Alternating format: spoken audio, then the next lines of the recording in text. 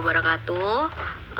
Sebelumnya mohon maaf Ibu jika kita melakukan wawancaranya berupa VN saja karena terkendala jaringan, dan saya mohon maaf sebesar-besarnya. Sebelumnya perkenalkan, nama saya Winda Apriliasari dengan NIM 2223 dari jurusan Pendidikan Ilmu Pengetahuan Alam BP 2022.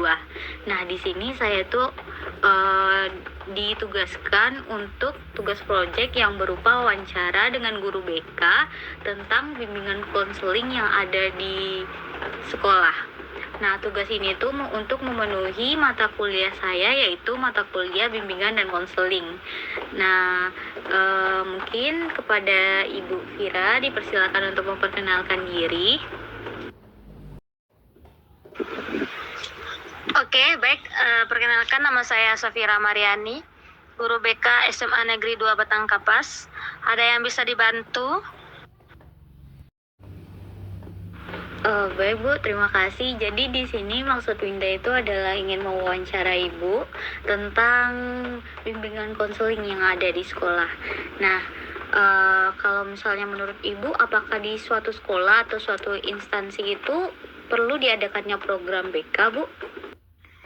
Ya, tentu saja harus gitu. Karena layanan BK ini sangat membantu peserta didik dalam menghadapi berbagai tantangan, baik tantangan yang berasal dari sekolah atau di luar sekolah.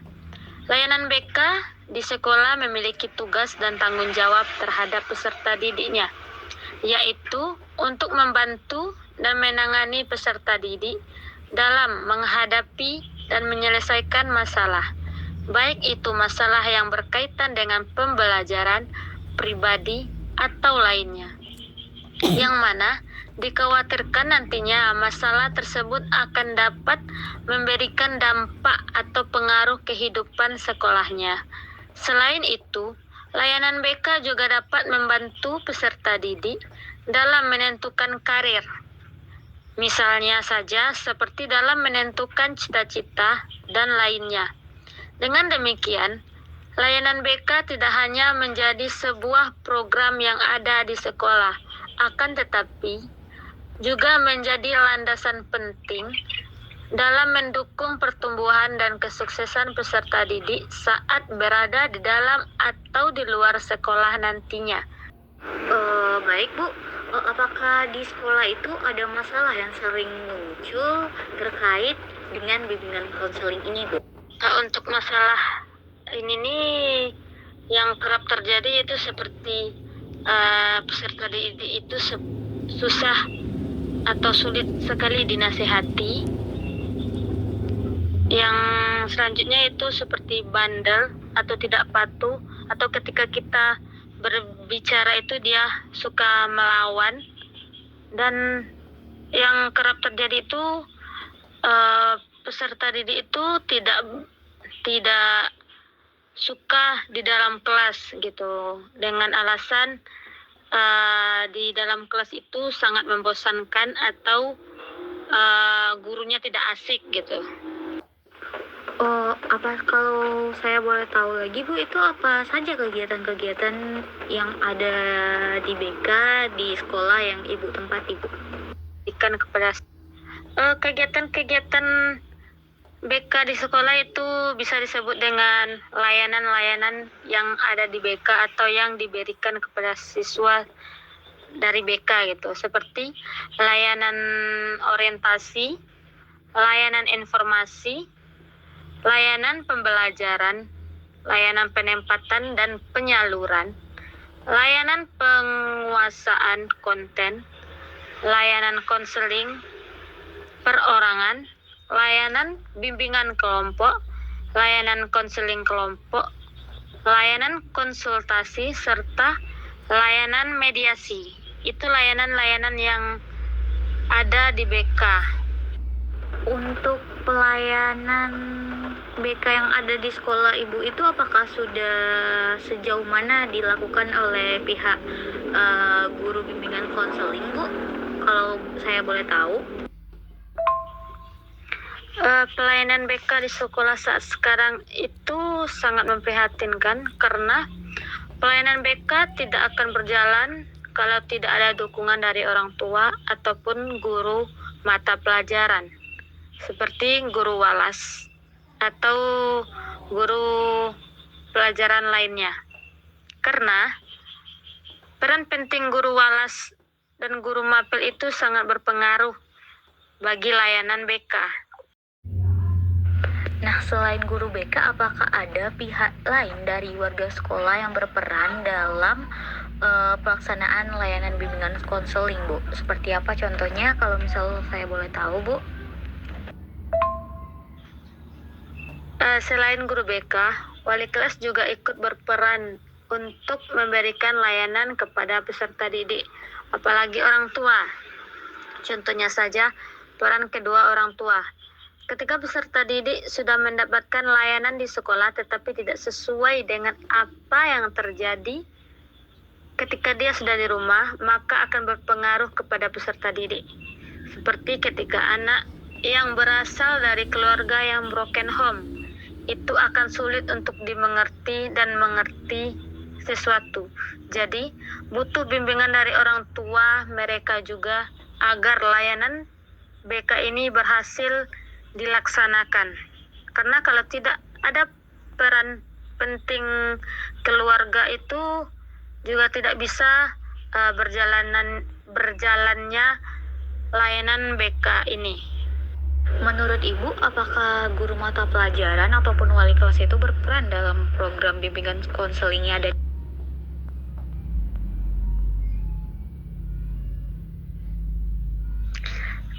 Peran penting guru mata pelajaran di dalam BK itu seperti membantu memasyarakatkan pelayanan bimbingan dan konseling kepada siswa, membantu guru BK mengidentifikasi siswa-siswa mana yang memerlukan layanan bimbingan konseling, serta mengumpulkan data-data tentang siswa tersebut. Terus mengalih tangankan siswa yang memerlukan pelayanan bimbingan dan konseling kepada guru pembimbing. Terus peran guru mapel itu menerima siswa alih tangan dari guru. Itu peran dari guru mata pelajaran Serta tujuan BK dan manfaat. Seperti yang Ibu bilang tadi, apakah guru mata pelajaran juga menyampaikan informasi serta tujuan BK dan manfaatnya kepada siswa-siswanya, terkhususnya peserta didiknya?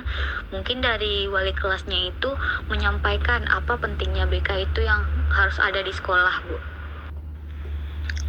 Tentu saja iya, karena adanya penguatan dari guru mata pelajaran tentang BK, siswa tidak merasa canggung atau takut dan tidak merasa kalau BK itu hanya untuk siswa-siswa yang bermasalah saja.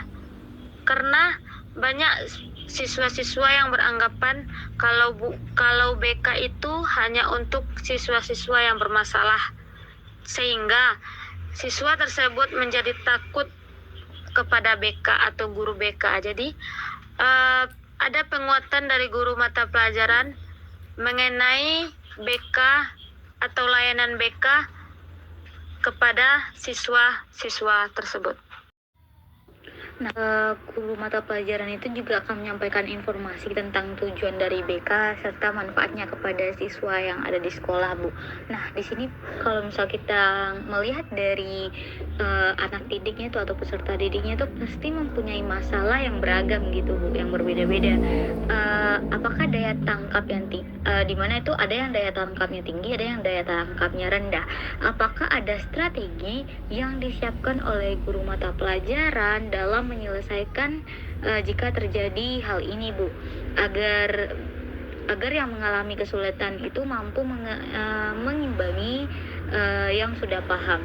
Nah, di situ juga pasti akan ada peran guru BK yang mana itu akan membantu guru mata pelajaran untuk menghandle anak-anak atau siswa-siswa tersebut, Bu. Betul sekali, karena setiap anak itu berbeda-beda. Jadi guru mata pelajaran juga harus mempunyai strategi atau menggunakan media yang menarik agar bisa memotivasi peserta didik. Seperti saat zaman sekarang ini sudah banyak media-media yang bisa digunakan oleh guru mata pelajaran untuk memancing peserta didik agar bisa atau agar mudah memahami konsep mata pelajaran yang diterimanya. Di situ kan akan ada kerjasama kan Bu di antara guru mata pelajaran atau walas serta dengan guru BK mengenai cara pengidentifikasi siswa yang membutuhkan layanan BK. Nah, apakah kalau saya boleh tahu apa-apa saja itu Bu? Kerjasama antara guru mata pelajaran dengan guru BK dalam mengidentifikasi siswa itu yang membutuhkan layanan sangat bermanfaat, seperti kolaborasi intensif. Guru BK dan guru mata pelajaran dapat berkolaborasi secara intensif. Mereka dapat bertukar informasi mengenai siswa-siswa tersebut, baik secara tertulis maupun lisan, termasuk nilai, perilaku, dan masalah yang dialami. Terus memberikan data siswa. Guru BK dan guru mata pelajaran dapat saling memberikan data siswa. Ini membantu dalam mengidentifikasi siswa yang memerlukan layanan BK, seperti kesulitan belajar atau masalah pribadinya. Terus tindakan preventif. Kolaborasi ini juga bisa memungkinkan tindakan preventif untuk meminimalisir dampak masalah yang dihadapi siswa. Jadi kerjasama antara guru mata pelajaran dan guru BK itu sangat penting karena itu sangat membantu perkembangan peserta didik.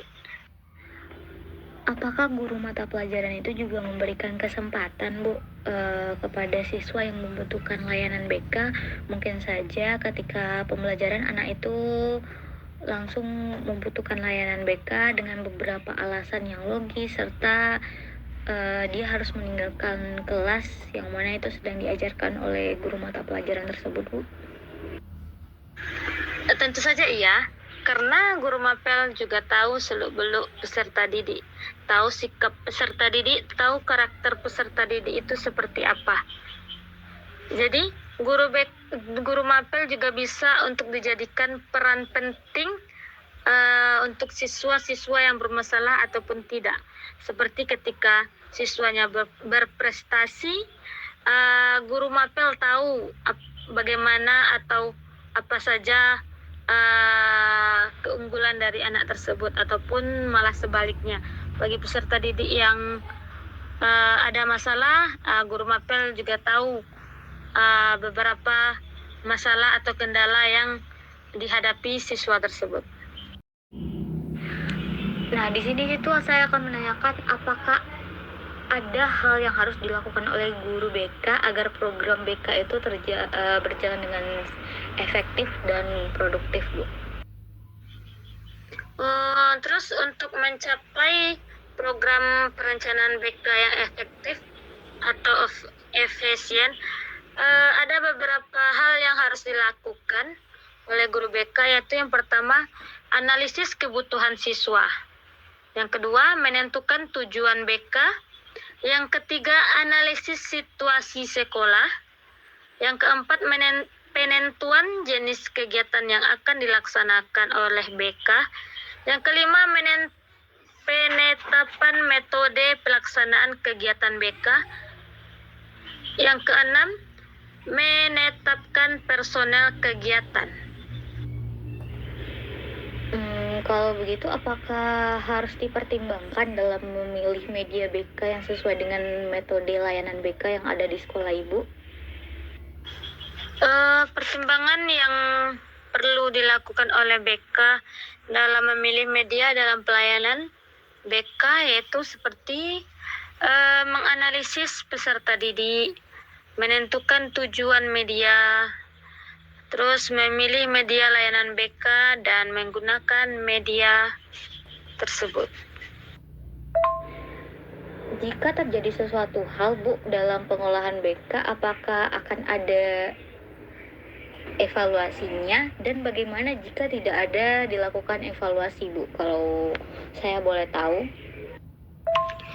Di dalam BK kita harus melakukan evaluasi, karena evaluasi merupakan langkah penting dalam pengelolaan BK. Tanpa evaluasi, tidak mungkin kita dapat mengetahui dan mengidentifikasi keberhasilan dari pelaksanaan program BK yang telah kita rencanakan atau yang telah kita lakukan. Di sini posisi Ibu kan sebagai guru, Bu. Nah, jika ada siswa yang bermasalah, apa yang harus Ibu lakukan untuk mengatasi masalah tersebut, Bu? Upaya yang dilakukan guru BK untuk menangani siswa-siswa yang bermasalah yaitu diberikan atau memberikan dua pendekatan, yaitu seperti pendekatan disiplin dan pendekatan bimbingan konseling. Mungkin ini pertanyaan terakhir saya, Bu, yang mana itu tentang evaluasi tadi, Bu. Apa yang membedakan antara evaluasi pembelajaran dengan evaluasi dalam program bimbingan konseling yang ada di suatu sekolah, Bu? Untuk perbedaan evaluasi pembelajaran dengan evaluasi dalam BK, yaitu evaluasi pembelajaran itu untuk meningkatkan pencapaian pembelajaran yang telah dilakukan sebelumnya melalui cara yang sistematis. Sedangkan evaluasi dalam layanan BK untuk meninjau program pelayanan BK yang telah atau sedang dilaksanakan untuk mengembangkan dan memperbaiki program BK ke depannya. Nah, mungkin sudah berakhir, Bu, sesi untuk wawancara kita. Saya selaku penanya, yaitu Winda Priliasari, memohon maaf sebesar-besarnya jika ada kesalahan kata, Bu. Di sini Winda tutup dengan Assalamualaikum warahmatullahi wabarakatuh. Terima kasih banyak, Bu.